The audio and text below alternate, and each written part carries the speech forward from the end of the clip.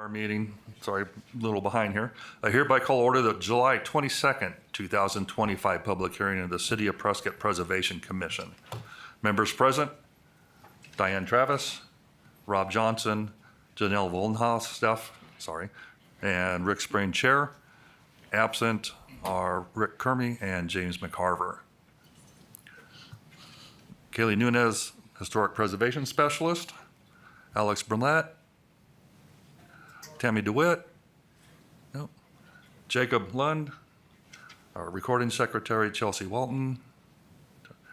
And Councilwoman Connie Constantine is here. Councilman Ted Jumbogi, I'm sorry. And Mayor Phil Good are here. If I missed anybody else, I apologize. Councilwoman can tell me. This is an open public hearing being recorded by the city. Proceedings are being televised by representatives of the public media, local cable and/or radio stations may be also broadcasting. The number of commissioners present is 4. It will require a majority vote of those present to pass this motion. All parties wishing to be heard are expected to state their name for the record, speak loudly and clearly close to the microphone. If you have not filled out a form and you wish to speak, they're in the back corner back there. Please fill one out and give them over here to Jake. I'd appreciate it. When we do have people speaking, please hold any applause, groans, boos, and/or cheering. We don't want that, please. We'd have to ask you to leave if you do. So any comments from the gallery, please don't.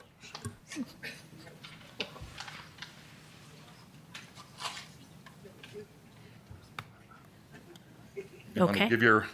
Yes, so we are not voting on last meeting's minutes. I forgot that because this was a special session, or is a special session. Okay, so good morning, Chairman, Commissioners. Kaylee Nunez, Preservation Specialist for the city. So today we are meeting at a special request of the council to look at the latest redesign of the Prescott Plaza Hotel, HP 25-004. And so we have an artistic rendering of the front of the newest proposed design. I always like to go down memory lane. So here's some historic photos. Let's see if I can get this right. That was a building as it originally looked right after Reconstruction after the Great Fire of 1900. And so the original building is largely gone. There was a massive snowstorm in the late 60s here in Prescott that collapsed a bunch of roofs. So the front facade was reconstructed after that in the late 60s. And then I have a circle around it down the row, again in the early 1900s. It's sometimes hard to find, photos over 100 years old. All right, previous actions. So what you see here are 2 prior designs. This has been brought to 2 study sessions in March 2022 and in July 2023, as well as a voting session in August 2023, where PPC denied the proposal. So the applicant appealed the denial. It went to council in March 2024. The denial was upheld. And then the continuation of the appeal was heard earlier this month at the July 8th council meeting. The council deferred the meeting to August 5th, pending further analysis. So I'm not gonna read this all verbatim, but I listed the prior prevailing concerns, namely failure to wholly adhere to local and national preservation guidelines and too large scale and massing issues. The last design presented was 5 stories. It has been brought down to 4 stories. And I want to reiterate that parking and traffic issues are concerns outside the commission's purview, as well as economic concerns, as well as negative impacts on nearby businesses. So we're just reviewing this today from our preservation guidelines. So here's the current request with the exterior finishes. Again, it's going to be a 4-story hotel with 47 rooms and an open-air terrace on the 4th floor. The building height will be 43.5 feet to the top of the 4th floor parapet, so right there. And then, right up here. Bad. And then there is that elevator overrun. You can't see it in this rendering, but that will top out at 48 feet. Brick veneer is a primary exterior finish material, and all the details are to be of natural stone. And then canvas awnings and black wrought iron railing on the balconies. So here are some additional perspectives, of course, from the top looking down at the open air terrace. And then the back alley perspective, which will have a secondary entrance. A dimensional diagram. So again, this is the elevator overrun we're talking about. It had previously topped out at, I believe, 53 feet, which was over the height guidelines for this historic district. So now it's at 48, which is in conformance with the height guidelines. So these are provided by the project architect, as were all the previous drawings. So this is a view created in SketchUp software, showing how the Plaza Hotel will integrate into Whiskey Row. This is looking from the northeast, like you're across, like on the plaza. Okay, so the latest analysis, again, reviewed it against Chapter 8 of the Preservation Master Plan, and the detailed analysis is in my staff report, which was published last week. So the materials and details meet criteria. Windows and doors largely meet criteria. The sidewalk level configuration, the new sidewalk level configuration has improved from the last design as to be more open and compatible with the surrounding sidewalk level facades. The siding largely meets criteria. The setback on the 3rd floor atypical. Buildings in district generally have a 0 setback for entire height beyond the 1st floor. Building size and scaled largely meets criteria. By reducing it by 1 story, it brought it in conformance with the height guidelines. Though it is 4 stories, the height to the top of the main structure is in line, is 43.5, which is more in line with the the Palace and Hotel St. Michael's. And then demolition, it meets criteria, again, as the current building is not on the National Register of Historic Places. However, it is architecturally compatible with Whiskey Row. So today we are moving to recommend an action. So move to recommend to approve or deny HP 25-004. And we do have the applicant here who's going to give a presentation of their own, and then we'll open it up for discussion and public comment. Well, I did see the applicant here. We have your presentation loaded. Presentation away from me. This should work. I don't know if IT is going to be.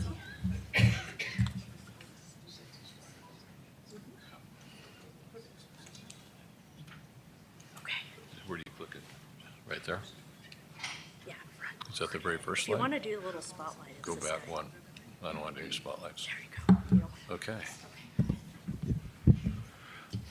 Good morning, Commissioners, Chairman. My name is Doug Stroh, and I founded Stroh Architecture 32 years ago here in Prescott. I was on the Preservation Commission for 13 years. I was the chairman for 3 of those years. I've worked on design to 23 historic projects, and I've won 6 governor awards for 6 of them. I wanted to, also, my office was right next door to this building for about 15 years downtown. So we have designed the Plaza Hotel. It meets all the criteria except for one. And I've had meetings with Nancy Burgess and Bill Otwell, my two mentors, and they are in full support of this building also. One of the things, the earlier designs that were presented by a different group were probably too ornate.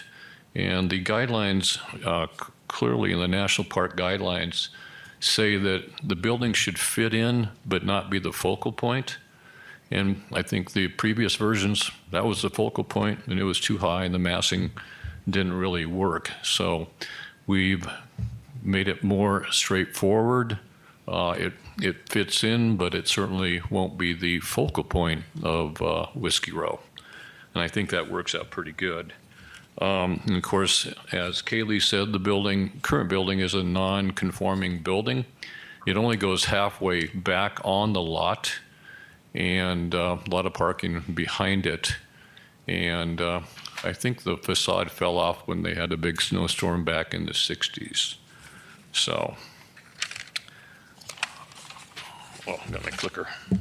So anyway, this is the basement and the first floor. The basement, as you can see, is we pull the basement walls primarily away from the other buildings, and we've had our structural engineer look at this and work with us on that. And there are a couple construction companies in town that have a lot of experience in building a building right next to an existing one. So that's certainly a concern of ours, and it's been done many, many times throughout the country, so it's not going to be a major issue, in our opinion. So the downstairs is a banquet room, party room, whatever you want to call it, and the hotel laundry rooms and those sorts of things. And the first floor has the large lobby. There will be a small lobby bar there also. And then you have the rooms and a little shop off the alley in the very back. Second floor is primarily all rooms. Third floor is, once again, all rooms with some potential suites on the street front. Those will be an ideal place. And the fourth floor is about 2/3 rooms.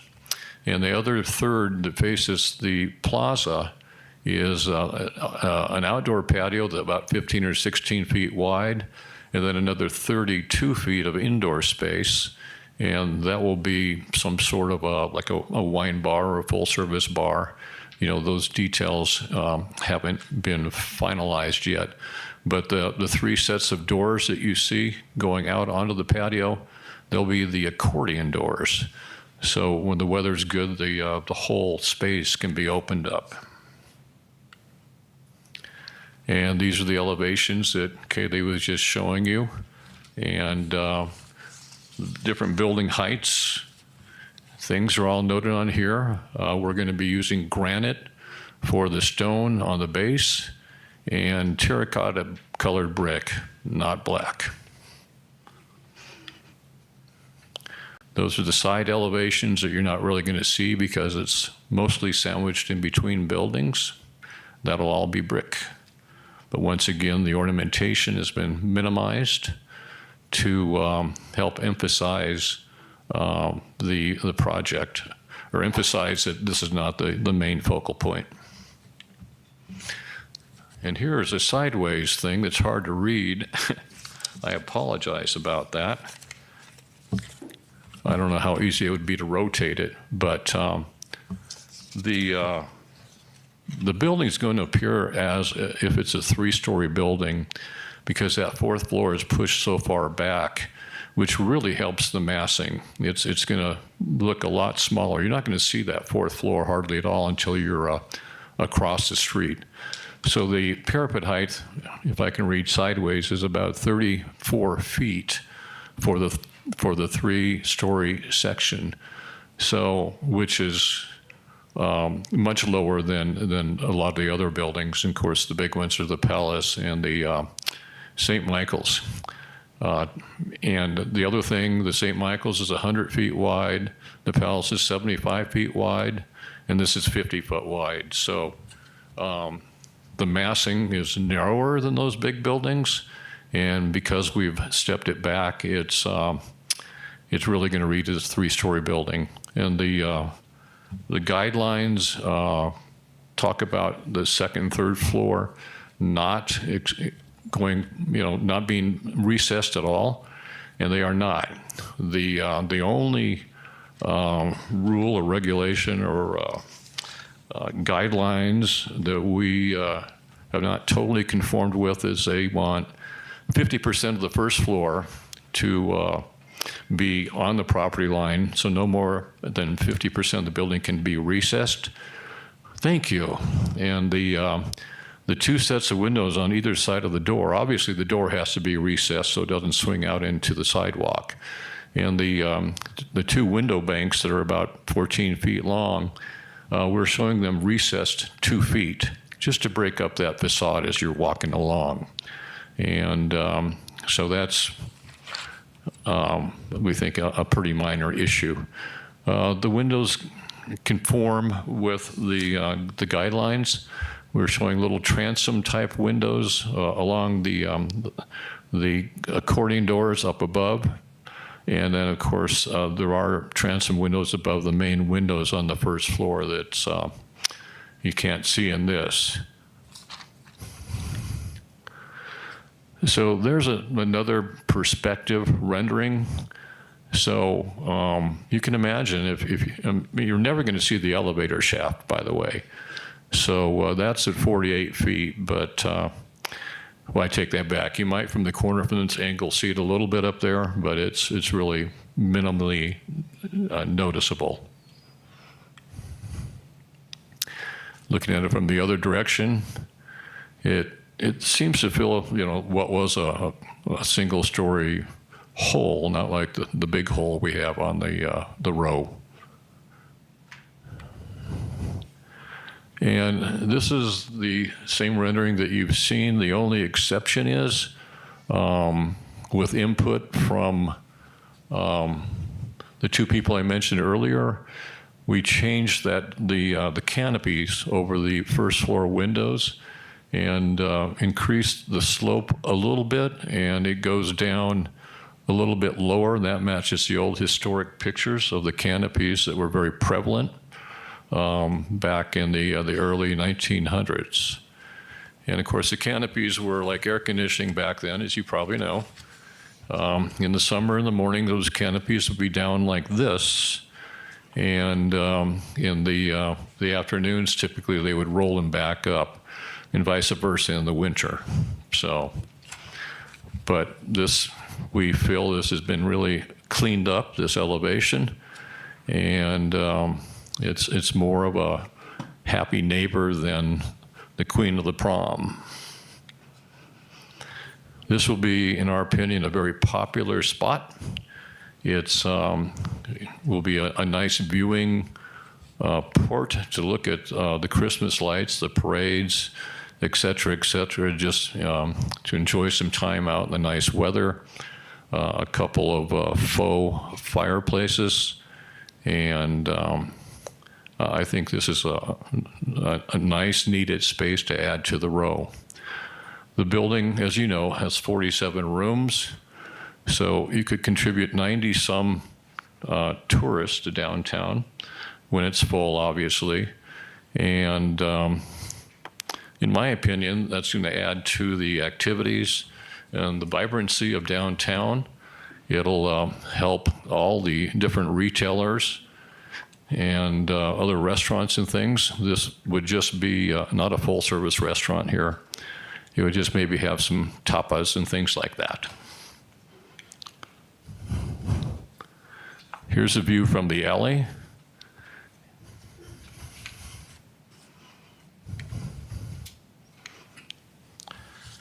And that is it on the slideshow, but I did want to point out a couple extra things. There would be no street closure We don't need to close Whiskey Road to make this thing happen. During demolition and during construction, just like when the birdcage burnt down, we'll do a sidewalk that's enclosed with a roof for safety, and it will jut out probably in front of the sidewalk. So you'd lose about maybe 3 or 4 parking spaces downtown. So minimal effect, just like when the birdcage burned down. We had that temporary sidewalk for maybe a year or so. I mean, it was a long time. And it really didn't affect commerce. The owner has a potential agreement with someone that owns a commercial lot within a block and a half of this site, and that would be used for staging. The owner's goal is to do this as a component built, pre-built project. That means each room is a box, it's furnished, it's ready to go. There will be a crane in the alley. The alley will get shut down for a week at the most, and it'll stack these boxes.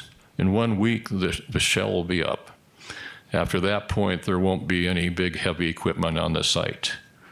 And initially, you know, when they take the building down, keep in mind, we have the whole back half of that lot that we can use for picking up the stuff and hauling it out.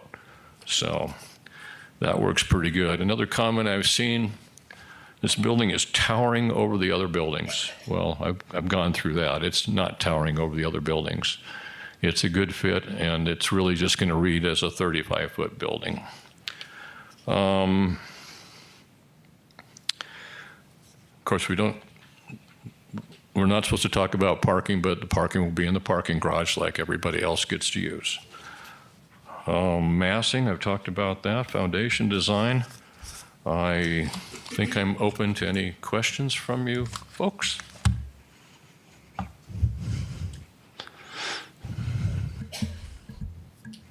This setback in the back portion there, is that to the property line or is that set back 10 feet? According to plans. I'm sorry, what setback? The rear, is that to the property line? Yes, it's to the property line. It's to the Does property our line. regulations say there should be a 10-foot setback from the Well, property line? We are at the property line. Not for the downtown business Yeah, district. I didn't see any And for setbacks. generally for the courthouse plaza, the buildings go right up to the property line because there really This were was in- not setbacks. Courthouse plazas and our guidelines in page 8.19. All the other buildings are to the property line, I think, except for the building we're talking about. No, I take that back, the art gallery. And others. Yeah.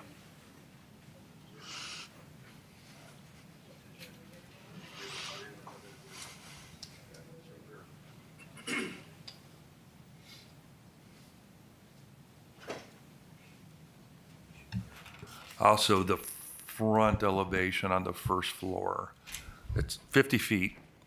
How wide, each of the windows are 14 feet. How big is the front entrance on that? Because technically you're only supposed to have 75%, which would give you 37 feet total of glass and doors. Well, like I said, we've set the windows back, so that exceeds the percentages. And the door is typically would be, I'd have to go back to that. It's a recessed area, normally about 6 feet wide. Recesses back into the building. Okay, so it's going to be less than 37 feet for all your windows and doors, glass and all that? Yes. And the parapets on the top, are they 4 foot in height? No, I think that was written, Nancy said, because back in those days, most all the buildings had rooftop units, and they wanted to make sure the rooftop units weren't going to be visible. We're not putting anything on that roof. So if you're in the parking garage or whatever, it's just going to be a clean, light-colored rubber-type roof, because there's nothing to hide. And balconies on the front. There's not a single balcony on Whiskey Row within that whole plaza, and/or I couldn't find any downtown either. With a zero setback, I don't know if those are even permitted. Well, there's no rules against it. Actually, these aren't rules, they're guidelines, as you know, Richard. And from a hoteler's standpoint, these will be something that would add to it. And, versus the building I used to be in to the right in this picture, those were Juliet balconies where the doors opened in and had a railing in front, but it did not project out. But the large canopy above the front doors is not mentioned either that I could find. But so these balconies do not go out as far as the entrance canopy. And same thing with the open air area on the fourth floor. We don't have anything regarding that because we don't have anything open up and around the square. I'm sorry, what were you? What You're on the fourth floor, your open area in the front. Yes. You have getting the parapets, it says 4 feet solid. You have the, not sure what that is. What is on the? The railings around the upper patio is what you're referring to? Yes, they're just metal railings, and I'm taking it. Is that what they are? Well, I'm sorry, no railings in downtown? No, I'm asking. Those are metal railings, same as what's on the balconies? On the Yes, fourth floor? iron railings, yes. So the fourth floor and the balconies are in a strange area because they aren't addressed by the guidelines. So the call is, because it's not in there, does it mean it's not allowed? Or did the guidelines just not contemplate it at the time it was written back, 27 years ago? So I just had to add that piece. Any other questions? Yeah, Rob Johnson. So the front windows across on the first floor, are those metal framed or are they wood framed from a design perspective? Well, we're looking into that. We want to give it a wood look, and Anderson makes a nice white vinyl window frame that looks like wood, only painted white. We'd like to do wood, but they're a maintenance nightmare, as you can imagine, getting that morning sun on them. So we're proposing to use a vinyl-clad wood window, which is mentioned in the guidelines as acceptable.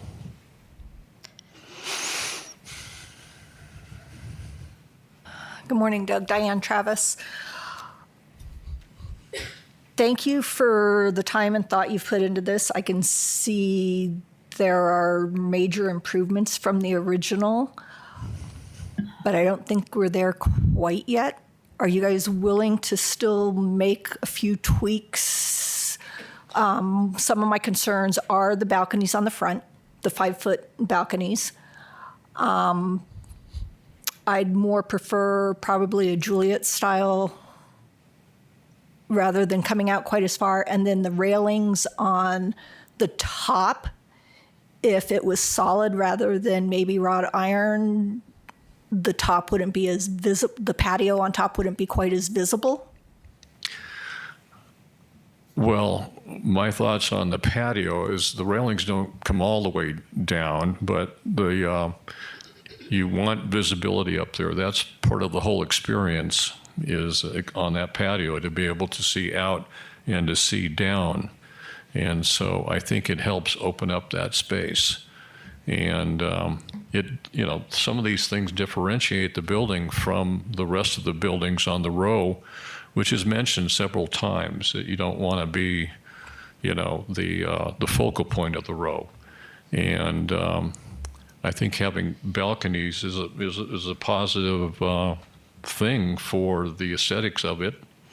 It gives it more relief. If it was just, well, you can see what it would look like on the building next door. It'd just be windows. It'd be, I think, without any character whatsoever. And I don't think the guidelines are advocating for that. And they are guidelines. And so we would hope that that would be considered. That's pretty important. People like that. Good morning. Thank you for coming. I'm Janelle Valhansef. I also have concerns about the balconies. They're intended to be utilized by the occupants? Mm-hmm. Okay. I would have to agree with my fellow commissioner here in that I think that adds an element of sort of an uncontrolled space, if you will.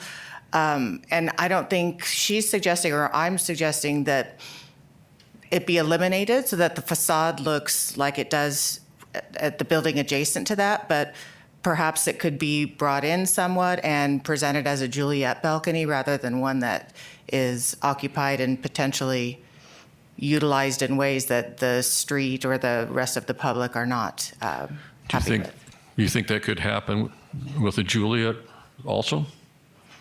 I mean, is there any difference really? I mean, if the doors are going to be French doors that open up, so you're going to have a 6-foot wide opening, whether it's a Juliet or a regular balcony.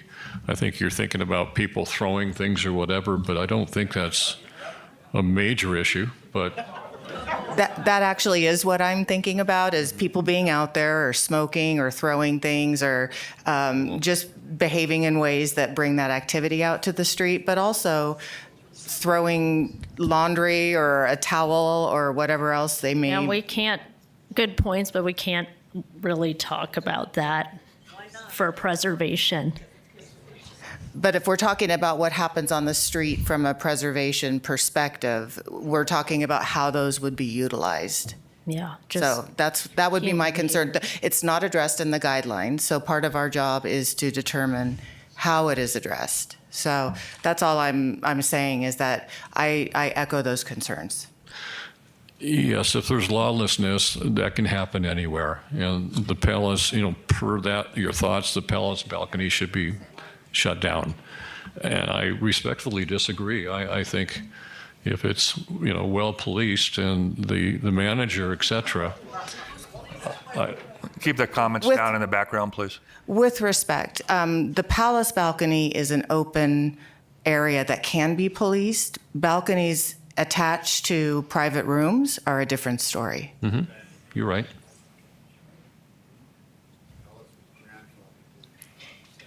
Any other questions?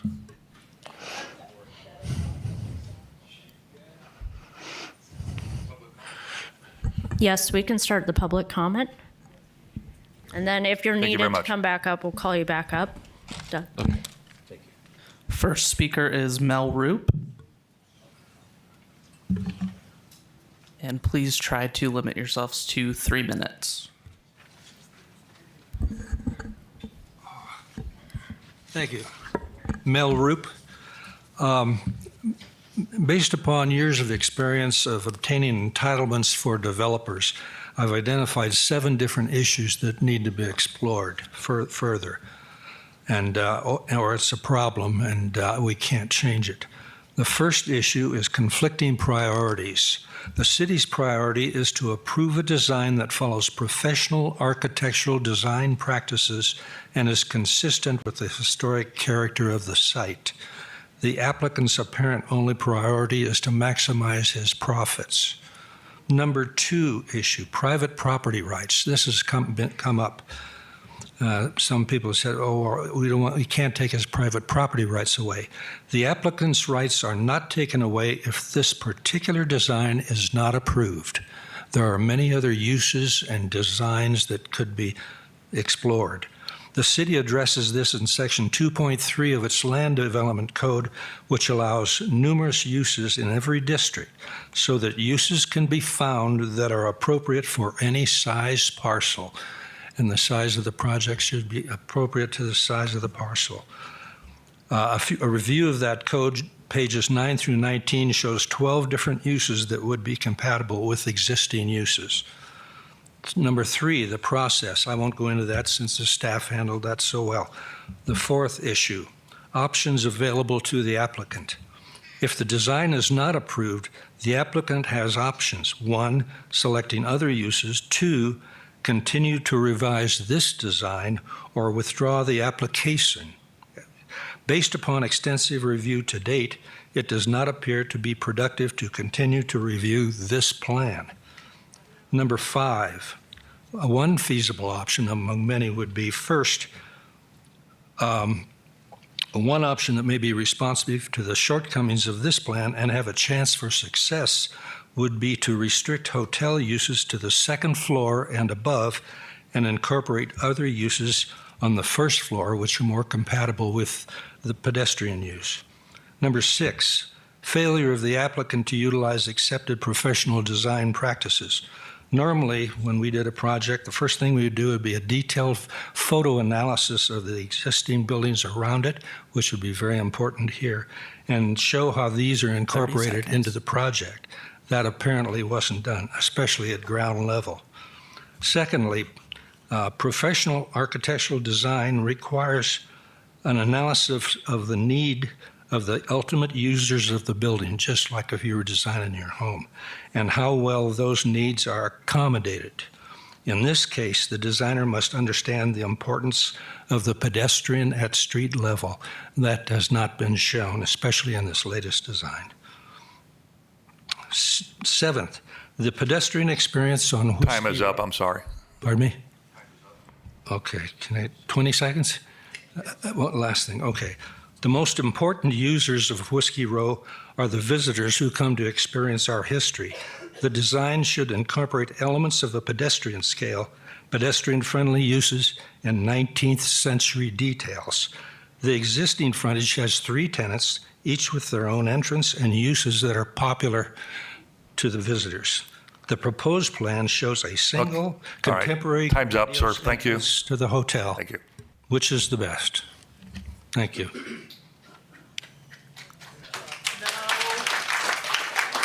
Hold your clapping, please. Next speaker is Mike Tierpen. I think I said that wrong. I can't read the last name. Good morning, everyone. My name is Mike Corporal. I've been here coming up on 10 years. And I've spoke before this commission before, so I'm not going to repeat myself. But there's only 2 things that pretty much stand ahead of projects like this: is your commission and the city council.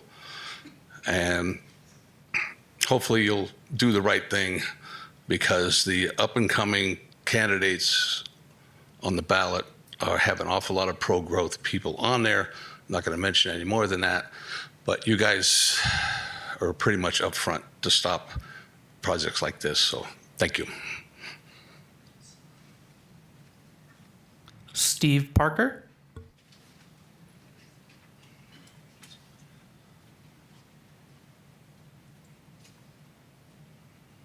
My name is Steve Parker. I've stood up here before as well. Prescott resident for 31 years. Been here a minute. Preservation Commission is here to preserve. Preserve what? Preserve our history. That building goes up, you're going to have to find every sign that says "Welcome to Historic Whiskey Row" and put a big red X in historic, because it will no longer be that. It was already mentioned, when the birdcage burnt down, they didn't rebuild it. Why is that? Because they wouldn't be historic. We have been through this before, over and over, and every time I've been here and I've spoke, it's overwhelming, those against and those for doing this. I don't know what he has against us here in Prescott, but for some reason, he's really hell-bent on making sure he gets his way. I hope he doesn't. I truly do. Edward Wolf.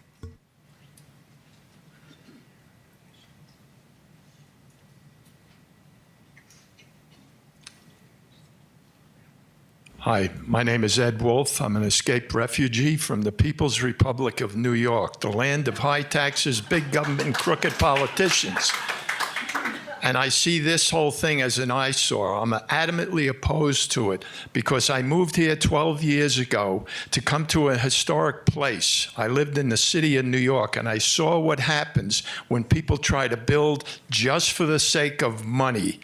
And the taxes go up, and all the other ramifications of putting a building like this here, the parking and all of that kind of stuff, are going to be a detriment to Whiskey Row. And I'd like to say also that I think the design doesn't lend itself to the town and to Whiskey Row itself. We have a hotel on either side of it. Do we need more? I don't think so. The development of this area is coming in from all the left coast, and they're seeking lower taxes and all that kind of stuff. All this can do is promote more traffic and more taxes, because once they see that we can start to develop Whiskey Row, how many more are going to come here and follow it in until we lose all the history of this town? So I thank you all for listening.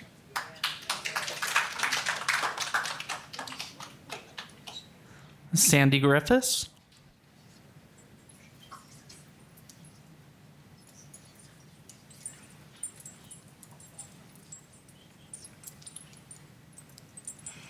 Sandy Griffiths, good morning, Chair and Commission.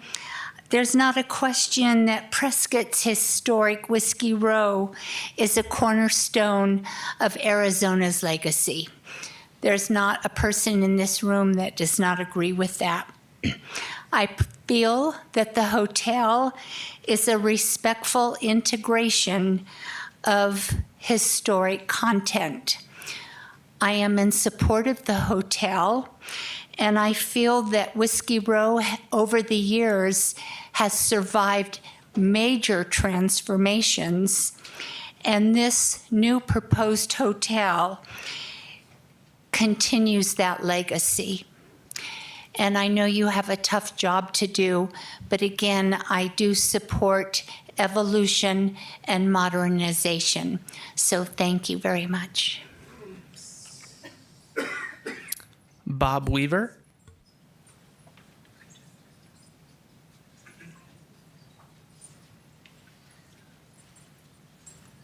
Thank you. My name is Bob Weaver, and I oppose this project. And from what I've heard today, we talk about the obvious thing. It's not supposed to be a focal point.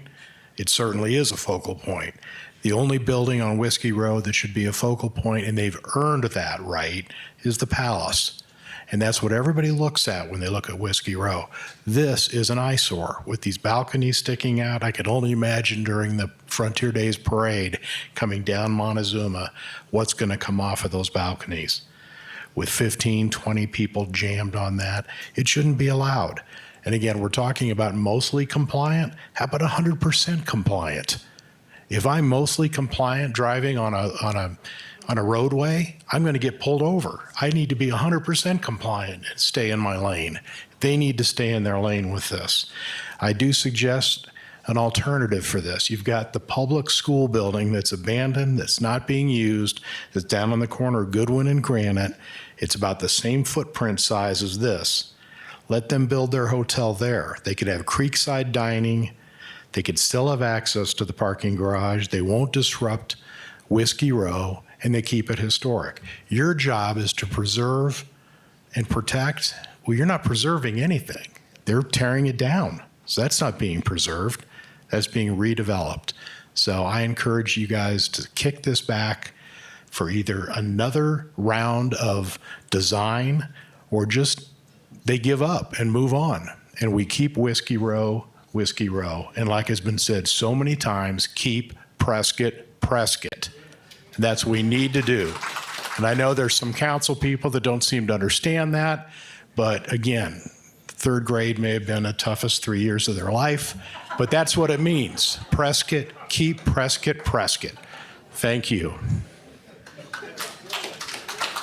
No clapping, please. Cowboy Dave.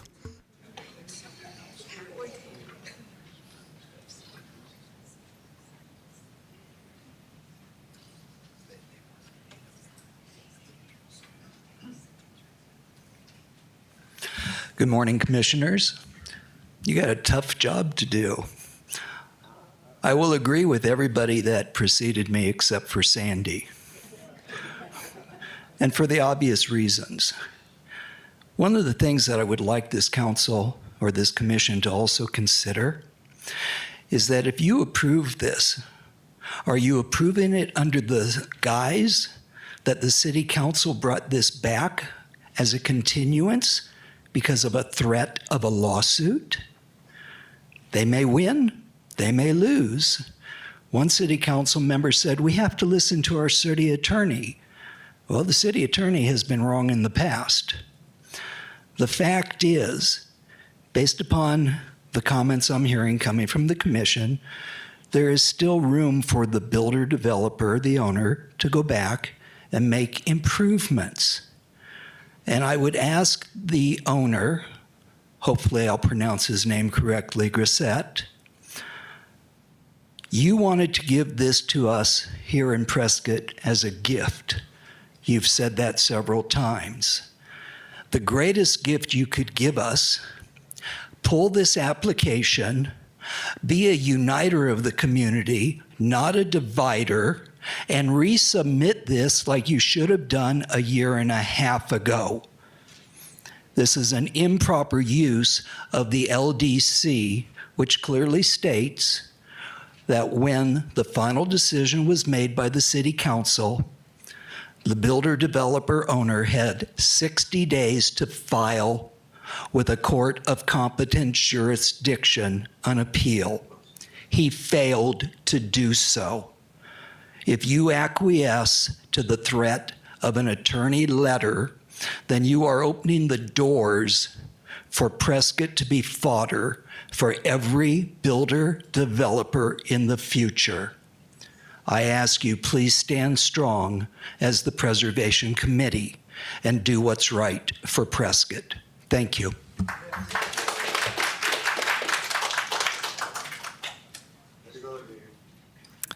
Ken Fiddick.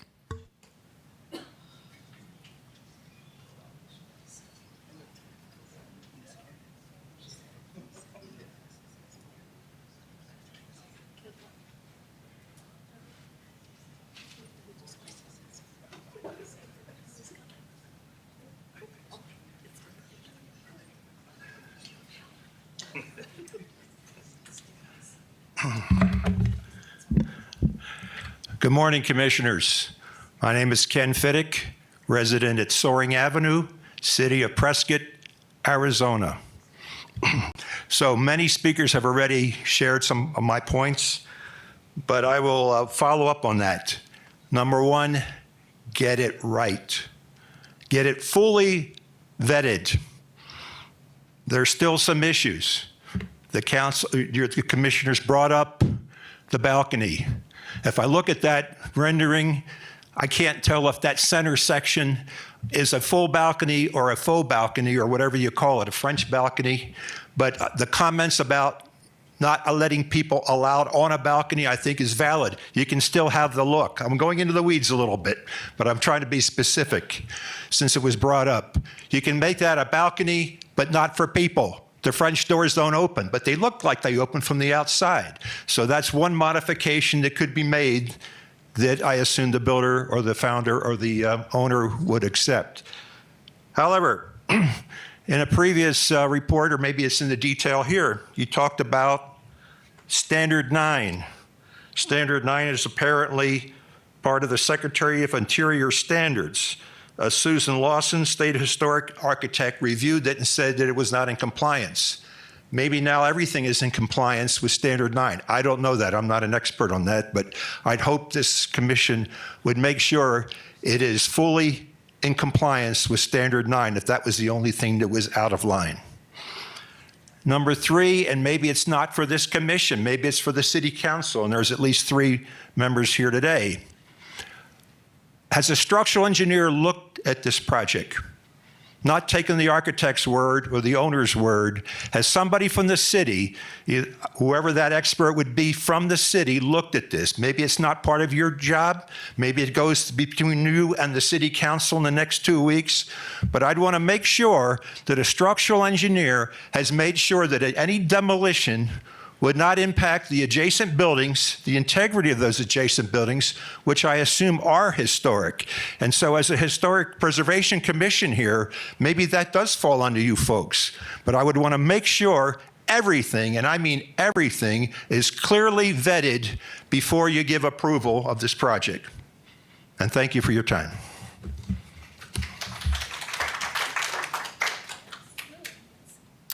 Bruce Senko.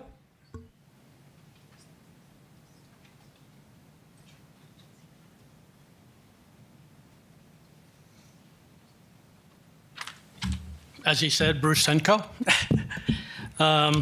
Yeah, I don't think we should approve it. I think we should go knock it down, bring the horse stables back, bring the brothels back. Let's go back to the way it used to be. Of course, I'm kidding. The city had a chance to approve a great hotel where the old city, city building was, with a nice second floor balcony and restaurant, but we decided not to do that. And we wanted another brick building. I don't quite see the fascination with brick buildings this town. I don't know if we were the foundry for bricks before, but it seems like, we need to step ahead. I really do think that this building is a great addition to downtown Prescott. I think it's needed. I don't see half the problems people are seeing. I love the top balcony. I think it's going to add a lot of positive stuff for the city. I think it's going to be vibrant. When you walk down, people talk about walking pedestrians. You walk down the street, you've got smokers out there. It's crowded. You can go up there and sit there and enjoy the courthouse square. I think you need to approve it. I think it's, we're nitpicking at balconies. Jersey Lily has a balcony. I don't see anybody throwing batteries off that. So I think you need to approve it, and I hope the city council does as well. Bill Fields.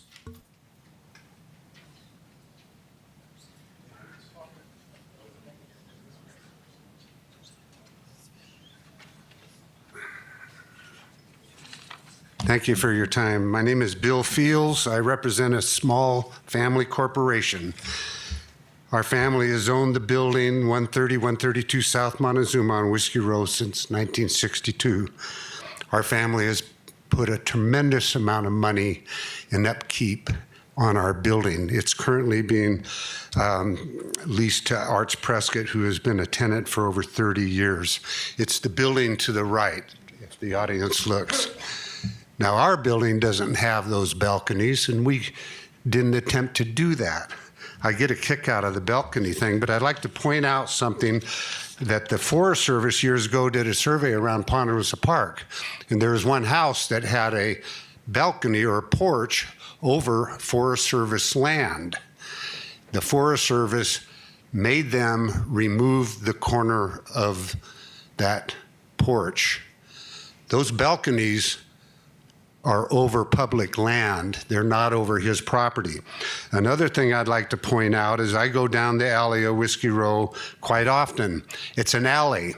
If you look at these designs here, it looks like the front of the hotel is in the back of the hotel. It was brought up that there's not a 10-foot setback. That's a health and safety issue. Many times, it doesn't matter if it's 10 in the morning or 3 in the afternoon, I'll drive into the alley and some half shit-faced person is walking out the back of one of those bars on the south end of the alley. Now, those were grandfathered in a long time ago. Now there's a setback of 10 feet. This plan doesn't call for that at all. There's so many issues I'd like to point out, but I'm going to leave you a copy of some of our major concerns. I think it's a health and safety issue with people throwing things off. I don't know about you, but when I drink wine, I get real drunk. And they're going to control people throwing things off there. It's a health and safety issue. I also find it very ironic in his initial plans, he wants to take 2 parking spots away from Whiskey Row. He's not doing it in front of his building. He applied for 2 parking spots in front of Arts Prescott. This seems like a very selfish individual that doesn't really care about Prescott. He cares about his ego, and he some reason thinks when he's dead that people are going to think the name Grissett is a fantastic name. And it's mud in this town, and it's continuing to be mud. Hold the clapping, please. Thank you for your time. Wendy Johnson. Hi, my name is Wendy Johnson. Nice to be here, but not really. So I'm not going to reiterate a lot of what was said before, but I am going to state a few things that were brought up. And also, I happen to be an underwriter for construction, ground up, and I also am HUD certified as an underwriter. So health and safety is extremely on my radar, as well as construction. To your point, those balconies, health and safety, who's going to control them? Also, I would like to bring up, what does mostly means? Okay, so to Kaylee's point, it was left out and it's up to interpretation. But up to interpretation does not mean it's approved. It means it's the responsibility of the people analyzing what's going to be done is what is in the best interest of the community.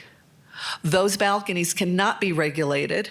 That is a health and safety. From a construction standpoint, has anybody really taken the time to study the impact on what's going to happen to the buildings adjacent to it? Because this will be a domino effect. Not only will it affect the buildings adjacent, but once it starts happening, it will start affecting the whole row, which is historically preserved.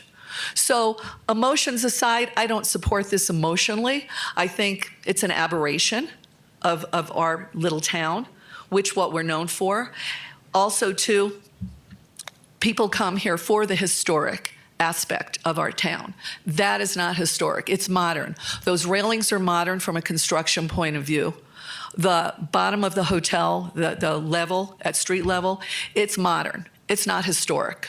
So, in my opinion, that whole entire block from corner to corner should be designated as historic. And I believe that you will make the right decision, but I think that the concerns, and also, the setback, to that gentleman's point of view, 10 feet setback in back. Okay, you have people wandering up and down the alley.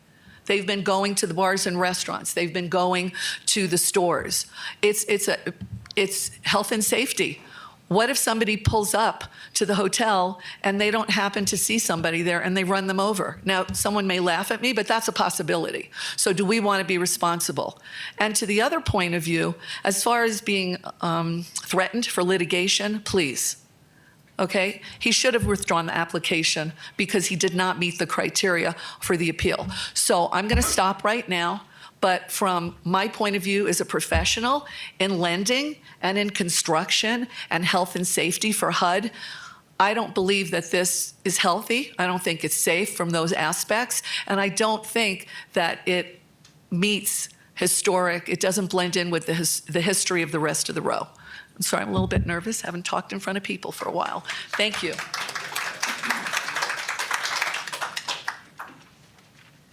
Thomas Slayback.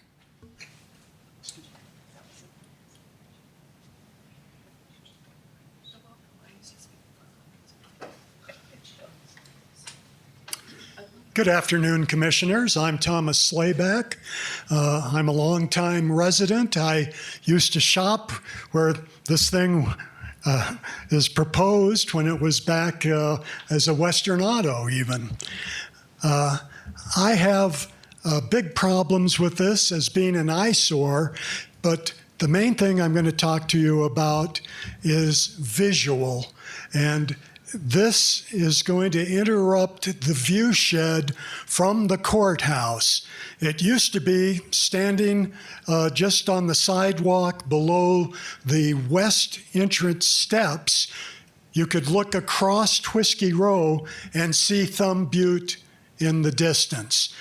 Nowadays, with the parking garage, this is the only spot that you actually have a view of Thumb Butte, and you have to be on the top level of those exterior stairs.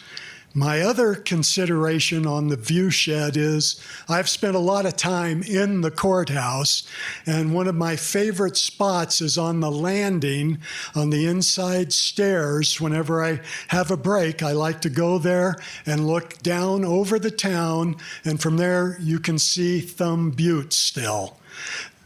So I think we need to preserve the view shed downtown.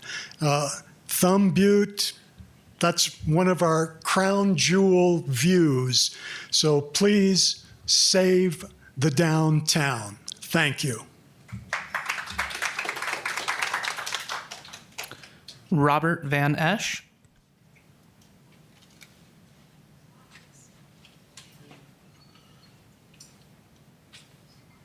Good morning. My name is Robert Von Esch, by the way. I'm a relative newcomer. My wife and I retired here 3.5 years ago, and I thank God every day for Prescott. Such a beautiful city. We didn't know anything about Prescott. We come from the left coast, although I don't bring those liberal values here. I'm very conservative, and I believe in property rights. I respect those very much. One of the things when I first heard of Prescott, we never heard of it until some friend told us about 4 years ago, why don't you try Prescott? My folks live there. So what do? You go to YouTube right away, and the first thing you see is Whiskey Row and the courthouse. And we fell in love. We got here, we stayed at the Grand Hotel our first night. That is that Whiskey Row, that small block is so precious. Take it from somebody who has not lived here and appreciates it as a newcomer. It's not Hotel Row, it's Whiskey Row. And I think a third hotel would overwhelm the surrounding historical balance of this city. It's ridiculous to have 3 hotels in that small block. So consider that. You need a balance with hotels. You need to have shops, boutiques, things that pedestrian traffic will appreciate. Not another hotel with a lobby. People like to go to those art galleries and shops. We always love to take our friends there. They're not talking about the hotel lobbies, they're talking about all those beautiful shops. Keep that character to this town. You know, this is very special, folks. Maintain the cultural identity of this city. If we lose it, we can't get it back. Please deny this project.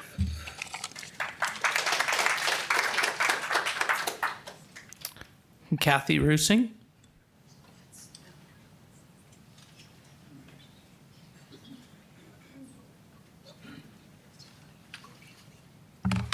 Kathy Rusing, Prescott, Arizona. First of all, I'd like to thank Mr. Gresseth for investing in our community. He bought a wonderful building that is a great rental property with 3 tenants. It'll produce a cash flow for him, and it's in a very famous location. That being said, I have a different point of view. I think we need to look at this as a business deal. Did Mr. Gresseth do his due diligence when he bought the property from the seller? Did the seller make promises or statements to him saying, knowing that Mr. Gresseth was from out of town, did the seller say, hey, no problem, you can demo this. Everyone will be so excited for another hotel. This will pass with no problem. I know people downtown. And I'm just very concerned that the Goldwater Institute is considering this as a taking. And this is not a taking. This is a business deal between 2 private properties, and I'm wondering if promises were made that we're going to obligate the city to issue a permit for a demo. So we can't be held responsible for promises made by other people. And we can't be responsible for a lack of due diligence by a private property. So I just wanted to tell you that that's my point of view. This is a contract that was made between two private property people. And are we responsible for just automatically issuing a demo permit just because they think we should, and not look at the negative repercussions on the area as far as parking? Thank you. Jim Gehring.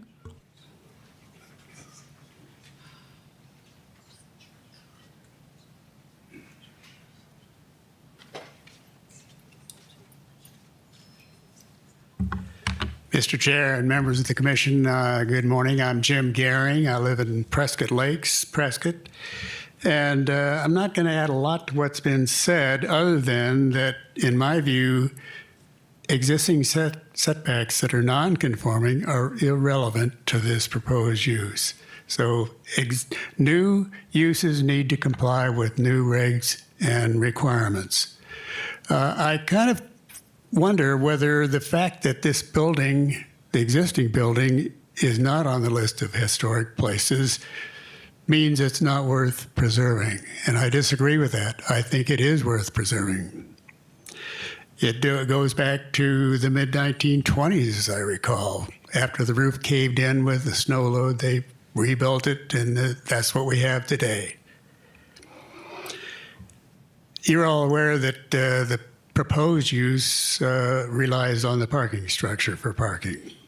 And this morning, about 45 minutes ago, I walked by there and the lower floor of the parking structure was full, and there's not much going on in Prescott today.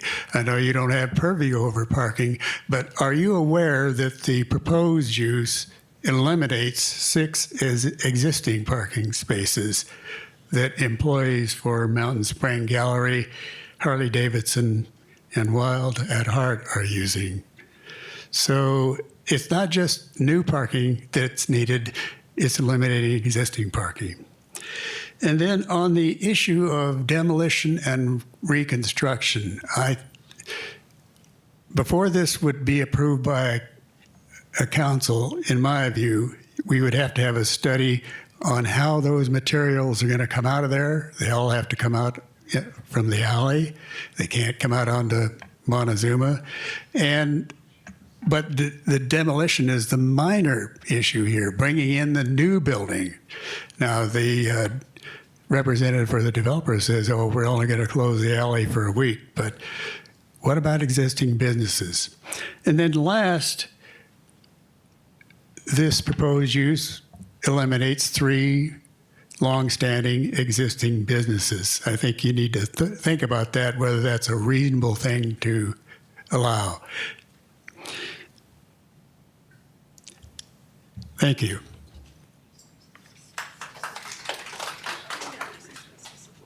Lynn Harrington Eckes.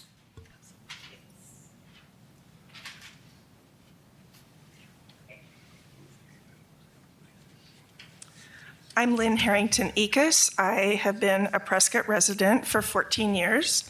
I came from 7-year stint in Northwest Alabama, where my husband went for job purposes. And my personal background is that I am a lover of architecture. On vacations, that's what I photograph.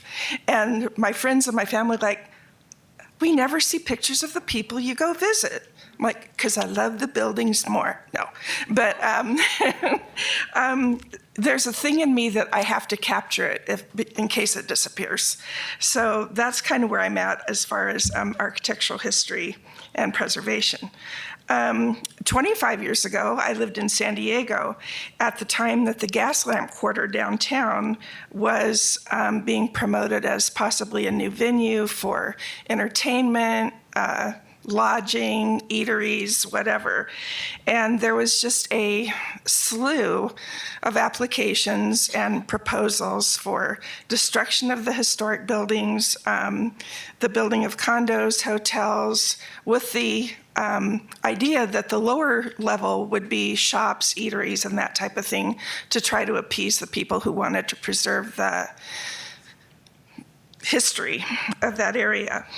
The allure of that district was not only its history and aesthetics, the nostalgia associated with it, but most of all, its architecture, which speaks to all of those other issues. Nothing frames history, nostalgia, and aesthetics more than historic architecture does. So, somehow the gas lamp survived. It's still thriving. A lot of the buildings were able to stay. Most of them have become shops, art galleries, and that type of thing, similar to what we see here. During our 7 years in Northwest Alabama, we bought a historic home built in 1918 in Sheffield. Sheffield had been largely an industrial town during World War I and World War II. My husband and I were really concerned about the preservation. Our house was one of two originally built in this little neighborhood of Army housing with two original bathrooms. So we learned that through research that our house had been the overflow guest house for the BOQ. So we'd had visiting dignitaries and other VIPs who had stayed in our house over the years, and that was a neat history. The neighborhood was called Nitrate Village No. 1 when it was started by the Army. So I've been here for 14 years.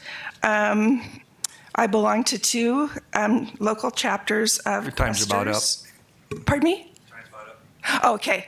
Anyway, Questers International is an organization that was established for the purposes of preservation, restoration, and education. We do a lot of grants to help local businesses, galleries, historic spots do preservation as well as education, and we have paid for a lot of the historical markers that you see here in town. So I would just like to say no to this project. It does not fit. And one of the... Your time is up, I'm sorry. Okay, thank you. Shane Ortega.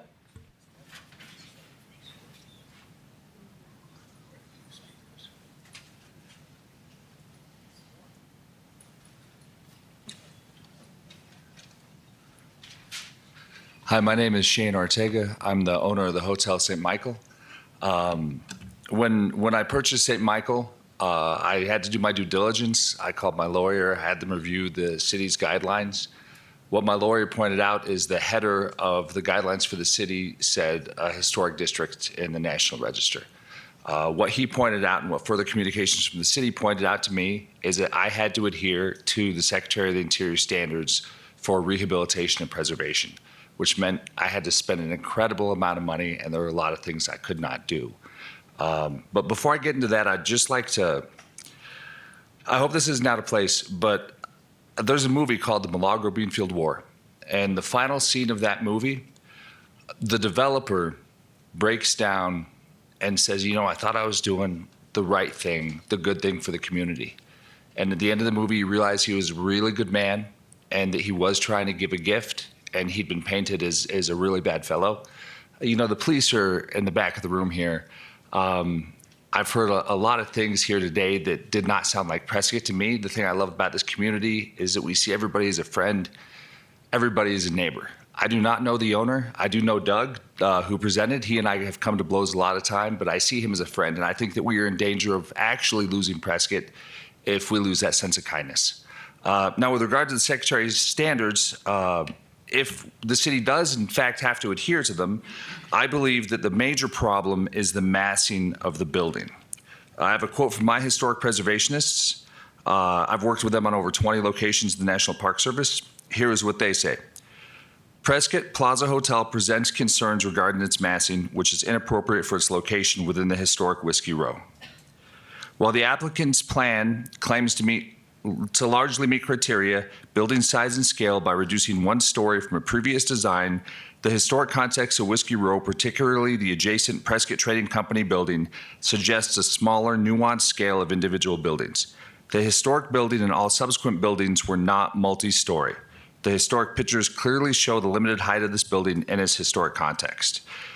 They went on further to point out that the 1960s additions were actually done with in-kind and in compliance to the skyline. I've sent the commission via Kaylee, Department of the Interior interpretations of those guidelines and how they've set precedents. And their interpretation of those guidelines is that any non-historic additions have to actually be subordinate to contributing historic buildings. The link to that guideline is in what I sent Kaylee. And that's all I'd like to say. Thank you for your time.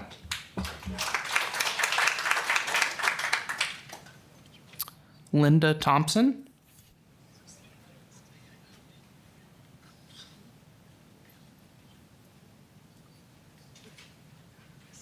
Linda Thompson, Prescott. I can't believe I'm here is this the third time? I feel like the owner, it's almost like harassment, because every time it gets turned down, then he comes back, usually with his cowboy outfit on that he brings in for Prescott, but he's not here today.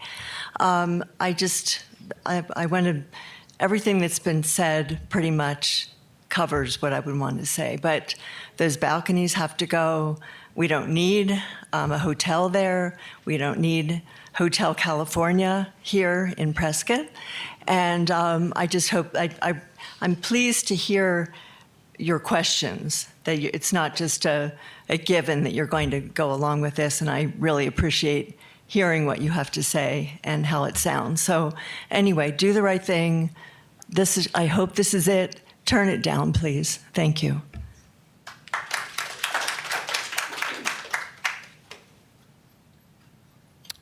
Sue Griffin.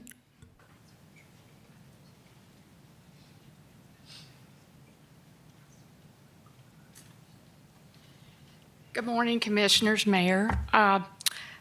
Full disclosure, I'm a recovering attorney. I haven't practiced in 20 years. I moved here 2.5 years ago. I'm a member of the Arts Prescott Gallery. That's the building adjoining this building. And I've become very concerned about this process of what's going on. I'm not rehashing. I'm going to ask procedural things because I want to understand the processes of where we go from here. You have written up this opinion that will be going to the City Council next week, and they're going to decide, based on your review and what the plan you've provided, whether they're going to deny this or confirm it. So where do we go from there? They deny it. It comes back to your commission to review, to work more on the guidelines, the questions that have been brought up here today. If they confirm it, then my understanding, and these are some of my questions to you, then we go for the special use permit.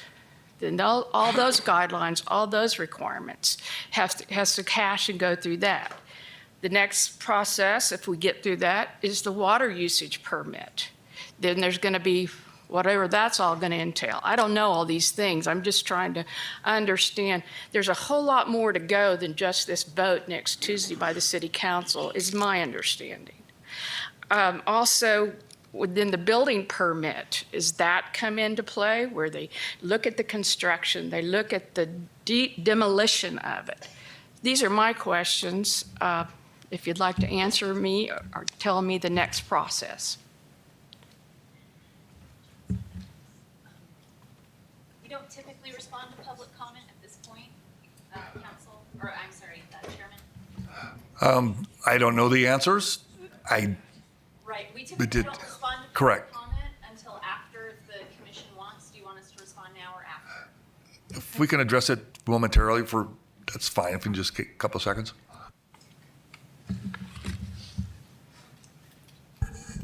Thank you very much. Alex Bramlett, Planning Manager with the City of Prescott Planning and Zoning Division. So after today, The Prescott Preservation Commission's making a recommended motion to approve or deny, and that will go to council. Council's having a special meeting held on August 5th to make the considerations. From there, if it gets approved at council, they still have to do a special use permit. And with that will be a courtesy review from the PPC. They'll also need to go to Planning and Zoning Commission, who will make a recommendation to council, who will make a final decision. At the same time, they need to get a water service agreement application as well, which will go to the water sub-issues committee, and then that also goes to council, usually kind of concurrently with the SUP. Once those two processes are completed and approved, they will then move forward for building permit, demolition, and reconstruction, things of that nature. So in other words, we still have a long way to go. So I just encourage everyone here to stay behind. Thank you, Alex. And push it through. Thank you. Push it through which way? Stop it. Roseanne Del Gandio.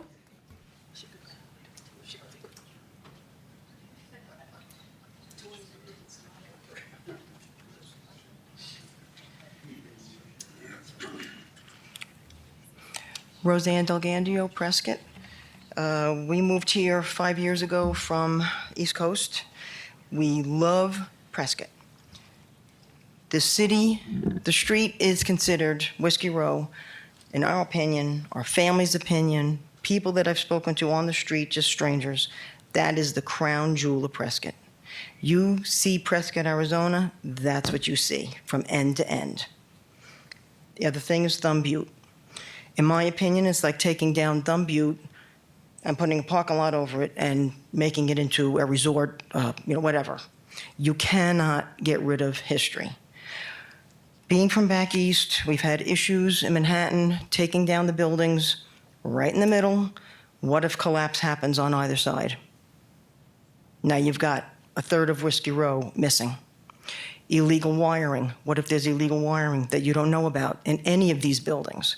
You start toying around with that, now you got a fire. We just had the recent anniversary of the 1900 fire. My brother-in-law is a retired FDNY. He knows about those empty attic spaces. There's no fire break. Anything happens with a welding torch, anything during demolition and or construction, half the block, the whole block can go up. That's a tinder. So even though you've got brick there, you need to have somebody come in and do like a forensic lookout in the buildings to make sure that that street does not accidentally fall down. We've also had the recent water main break on Sheldon. I don't believe in coincidences. So now you got Spring Hill Suites and the Hilton. Is it going to be water usage? Because now the old City Hall building is just approved for a hotel. Where does the water main lines run? Our water main system, our infrastructure is very old. It can't handle this. What if, say on paper, sure, a week that you're going to have a crane in the back. And what if it takes 2 weeks? How are those businesses supposed to get their deliveries, especially the Palace, Jersey Lilies? What happened? I mean, you can what if it to death. What about when people come in for the parades, the Veterans Day Parade, July 4th Parade? What if this goes and it gets extended into multiple, year and a half of construction? You're going to put that off? Now, Prescott loses out on its resources, on its revenue. The builder going to give us money for that? You have to get rid of also the word guidelines. Make it rules and regulations to keep Prescott. Please. We don't want to see it change. I've spoken to people on the street, family members. I tell, what do you think if you have a hotel right there in the middle? And they're shocked. No, you can't do that. It changes the whole character. This is what Prescott is. So please reconsider this and keep Prescott. Thank you. Last speaker is Stacy Brown.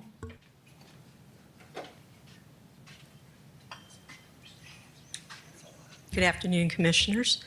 Let me start by saying thank you for your service. I just moved to Prescott back at the end of January. Guess where I came from? I am here as the voice of Christmas Future. I came here from San Jose, California, where I lived and worked for 30 out of the 40 years that I lived in Silicon Valley. And when I got there, the quality of life there was fantastic. I never thought that I would ever leave San Jose, California. But here I am in Prescott. Now, they have a preservation council there, and it's a very weak council. They usually acquiesce to the developers. And the developers promise, we'll preserve the integrity, we'll preserve the memories and things like that. So there's a place in San Jose called History Park. And what they do is they take something from all of the things, all the historic buildings and sites that they didn't stand up to the developers for.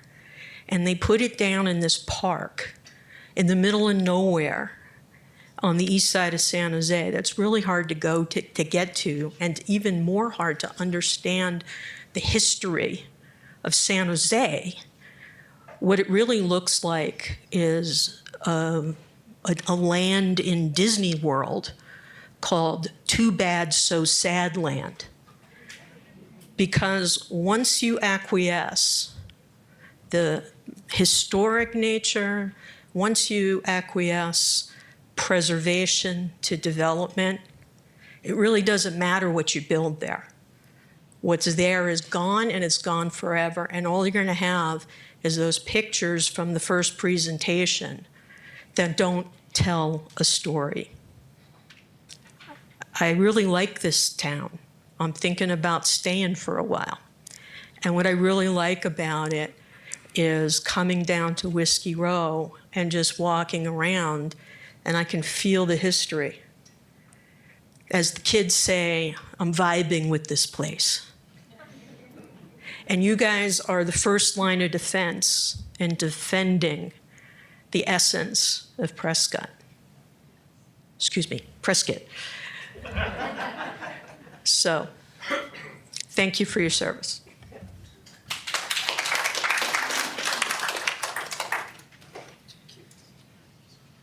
We can take a 5-minute break. Would you like to do that? Yes. That's okay legal? You're allowed to take a 5-minute break. Great, thank you. We'll be right back.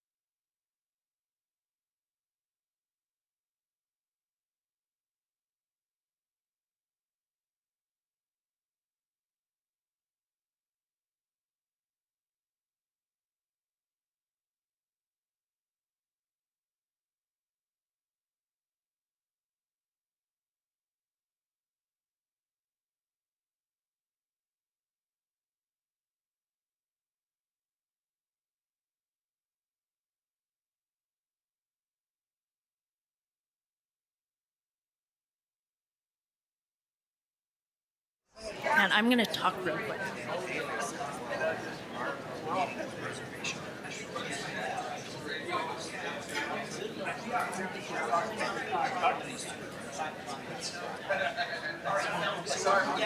If you could stop this talking, we're going to start again, please.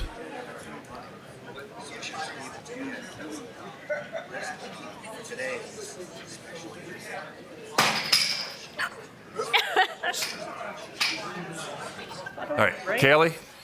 Yes. Okay, welcome back, everybody. Just wanted to bring up a couple more things I thought of as I was sitting there.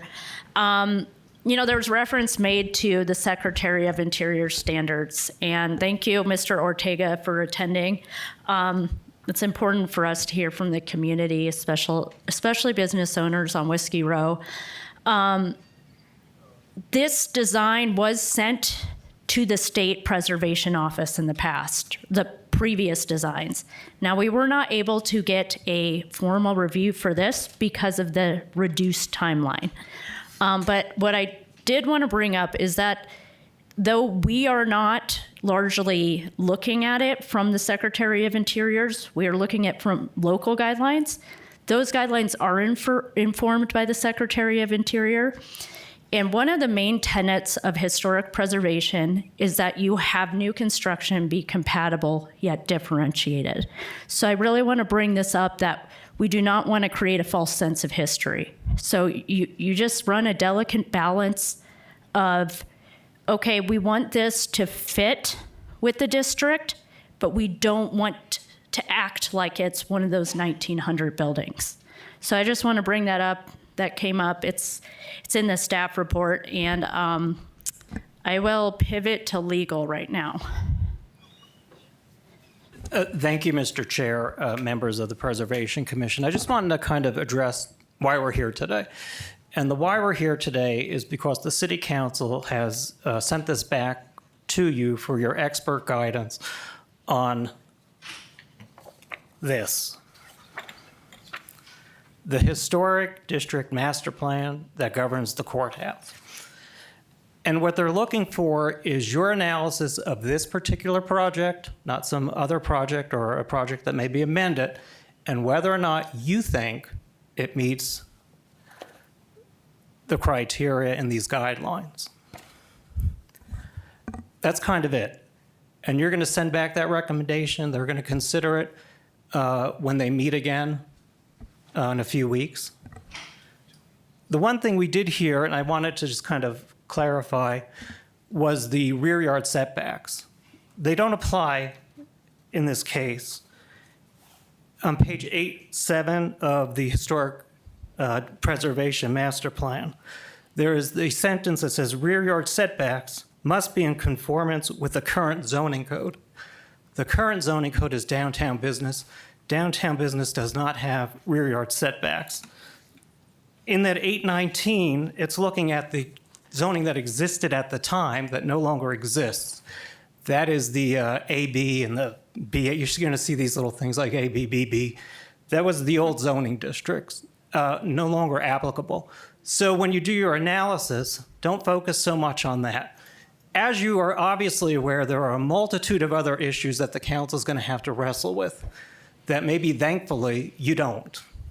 Your analysis is going to depend again on the document and whether or not you feel that this particular iteration of the building and the project meets the intent and the guidelines. So to the extent you can articulate where you think it does meet it, if you can articulate where you think it's falling short, that helps for the record. So that's all I wanted to say is you have a limited scope today. You're doing the council a favor. They want you to kind of think about this and give them some guidance so they can make the best decision that they can make with as much information that's relevant for their decision-making capacity. Thank you, Matt.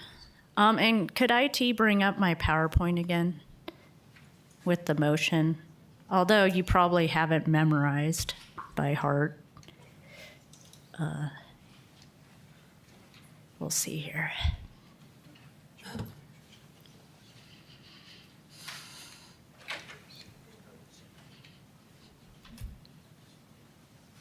Kaylee, can I say a few more things? I'll let the chair decide. Can Doug say a few more items?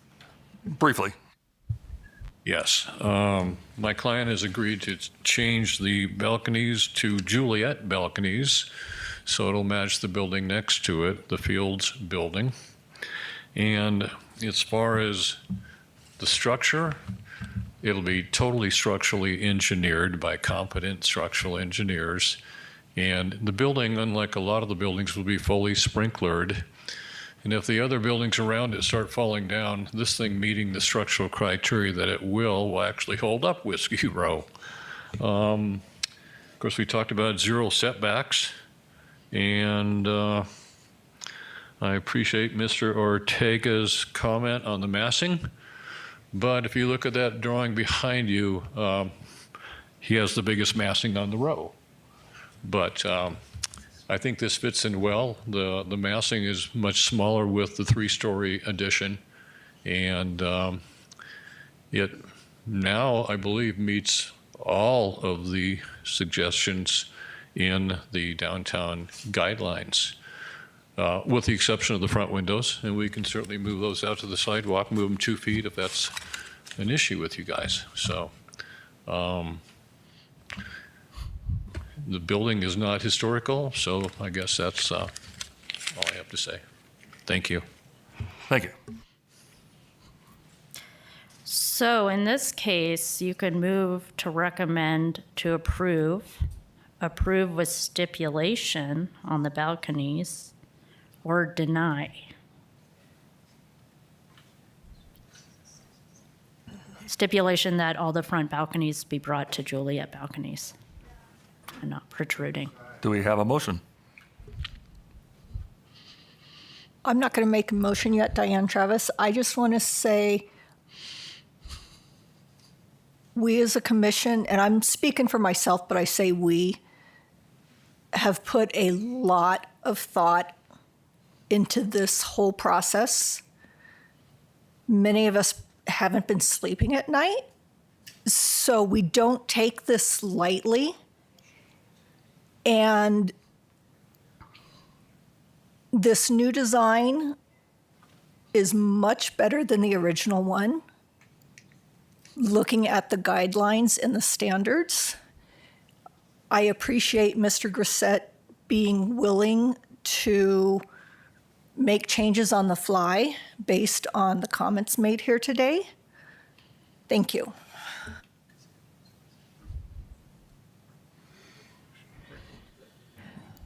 So, Rob Johnson, from a personal perspective, I take this job, which is, we don't get paid for this, right, Kaylee? I haven't got a check yet. So, Not that I know of. Okay, Sorry. so I take this position very seriously. I do have some concerns that don't deal with the purview as to why we're here, but I'm going to say them anyway.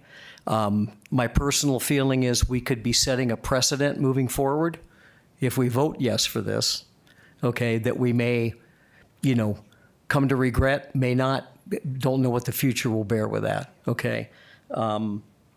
I personally think it would be more suitable for retail space. That's just my own personal opinion. Has nothing to do, once again, with why we're here. So for me to vote on this in a yes manner, there would have to be those modifications we talked about, okay? So that's where I'm coming from. With the balconies, as well as bringing forward the windows on the sidewalk level? Just Front the balconies, the balconies first and foremost. Okay. I would also like to see the design around the windows on the first floor look more natural in wood, around the glass instead of steel. And I know he talked about it beforehand, so. Okay, that can be worked into a motion. Of course, you'll have to, have the other commissioners agree with it. But we try not to get motions too complicated with conditions. With that said, I don't know if legal has any guidance. I mean, we can tack on multiple conditions, correct? Yeah, if that's something you want the council to consider in their final decision making, I think you can do that.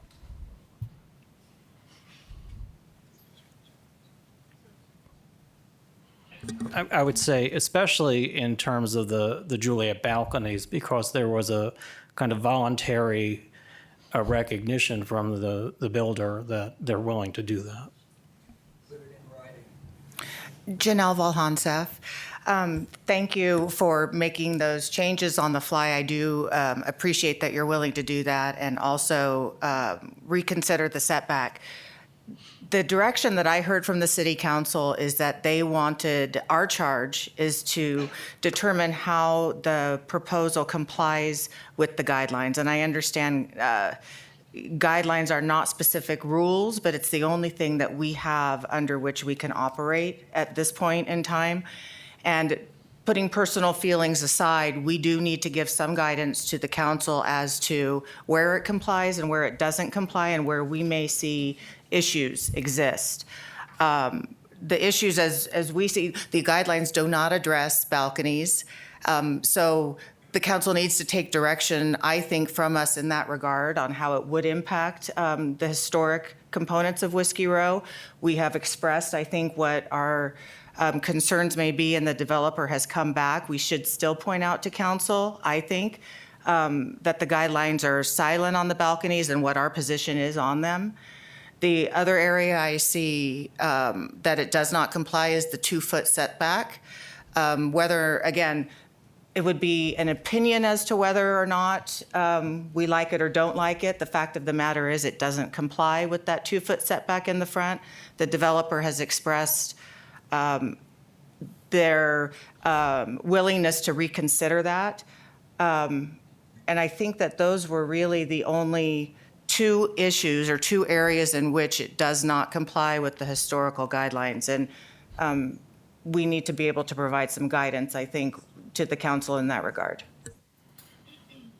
I also have a couple concerns. Actually, the biggest one, though, is not necessarily the height. I appreciate you coming down with that.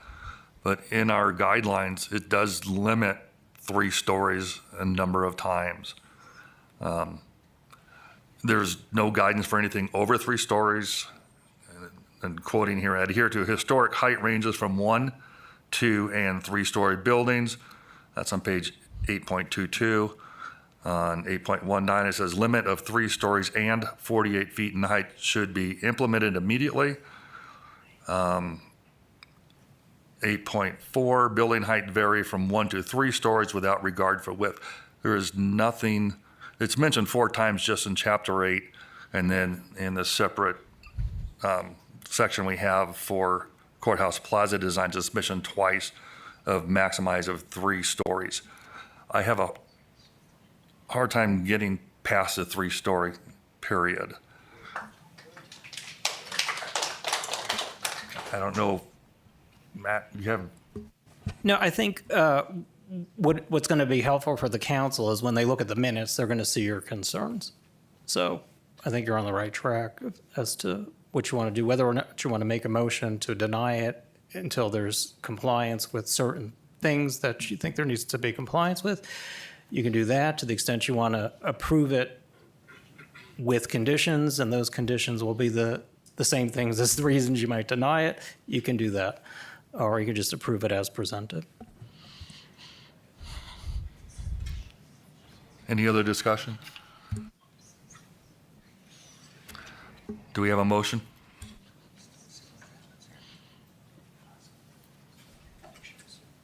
Oh, where did it go? It disappeared. Oh. Of course, the conditions, if you tack them on, we'll have to craft that. But we've done it before.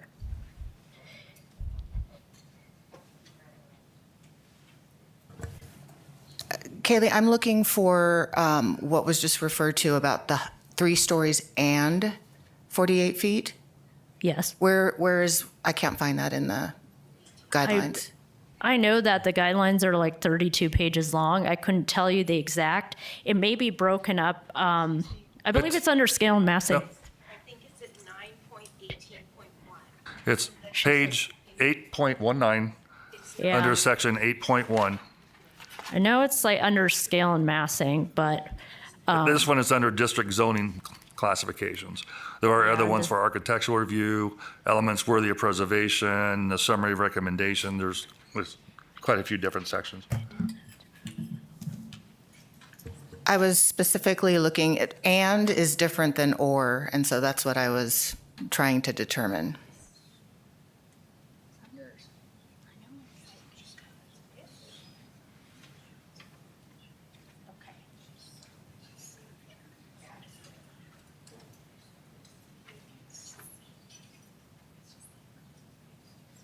yeah, it's also under building size and scale. So the page I'm looking at is page 9 of 30. It's only 30 pages, 32. 8.9. So, you know, you have the bullet points. There's 4 bullet points. That's how it stands out to me. You have the 1, 2, and 3 story height guidelines. They give like specific numbers. And then you have the no building shall be greater than 48 feet in height. And so, like, the rub is they don't include parameters for a 4th story. So the argue is, does that mean 4 stories isn't allowed, just like the balconies? Here, I think further to Rick's point, on 819, the first paragraph, the last sentence, a limit of 3 stories and 48 feet in height should be implemented immediately to preserve the character of the district. And if it was or, that would give some wiggle room, but it's and.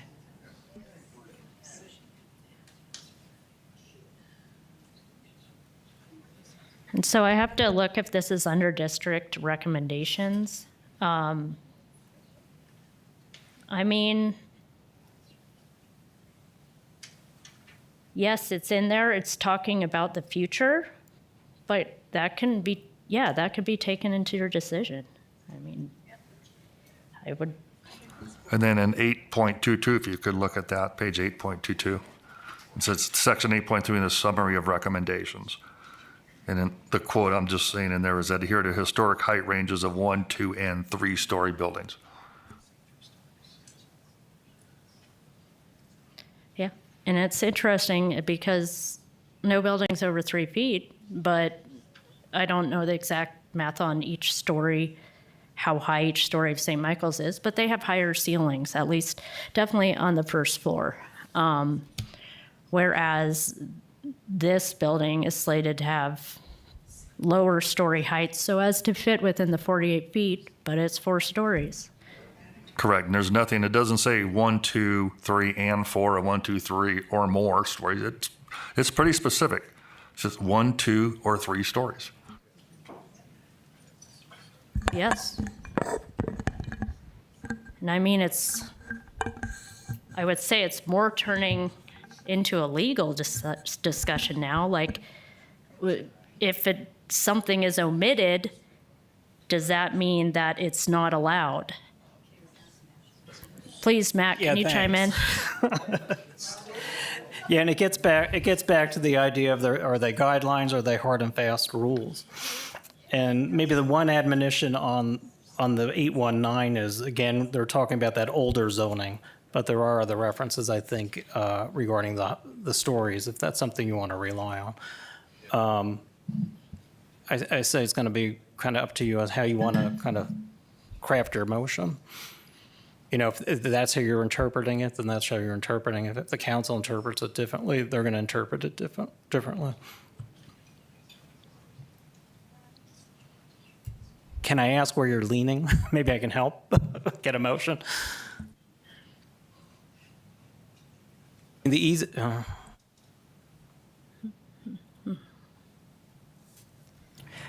Speaking for myself, I think that this design is definitely workable. I am not inclined to want to say deny, because then I am concerned that none of our concerns are actually, if you approve subject to, I feel like some of our concerns will be addressed rather than a full outright denial. So I'm inclined to say the things that we discussed, that, you know, the balconies, the front setback, those are easy fixes. And I don't know how you make a motion say we are concerned about the height, because we read this as and being shall, and point that out to the city council, and have them, I guess, make the final determination in that regard. But there are some definite fixes we've heard that the owner is willing to do. The height is a big one. It's not necessarily the height. It's within compliance of technically the height. It's the but stories. It's the stories. Yes. That's a big difference between the 3 and 4, and gets us up there. So in one form or another, we are going to have a hotel on Whiskey Row when all is said and done. That's up to the city council. Your time has passed for comments. Thank you.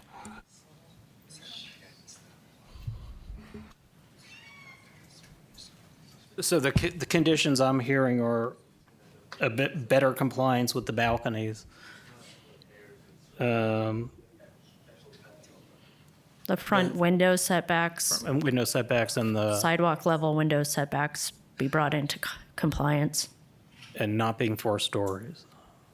Well, that's, yeah, I mean, that's, I'm relying on the commission to make that decision. No applause, please.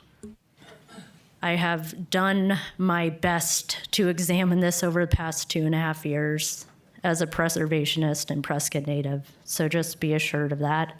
This is why it's so important we have this commission, you know, to provide further guidance, as well as the state. So there have been several individuals and agencies involved.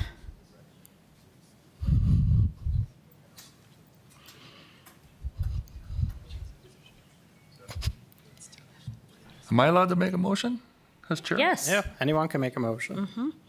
All right, I'm going to make a motion. I move to deny HP 25004.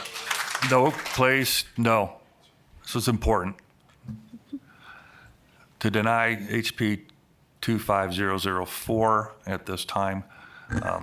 There's just too many questions, and I do appreciate you working with the city and working with us. But at this time, I move to deny it.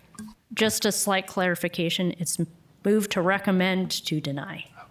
That's what I, Move to recommend to deny Just to get it in the HP minutes. 25004. okay.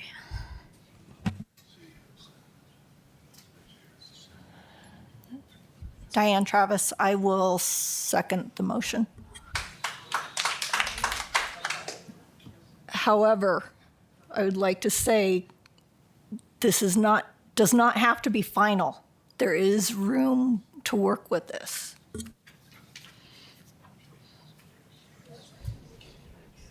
Okay. Any Then we more need a full discussion? vote. You've got a motion. Take a second, so vote. You can take a vote, yeah.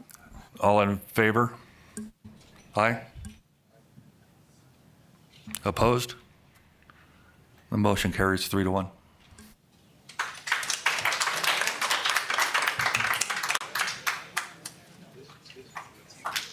Is there anything else? Meeting is now adjourned. Thank you, everybody.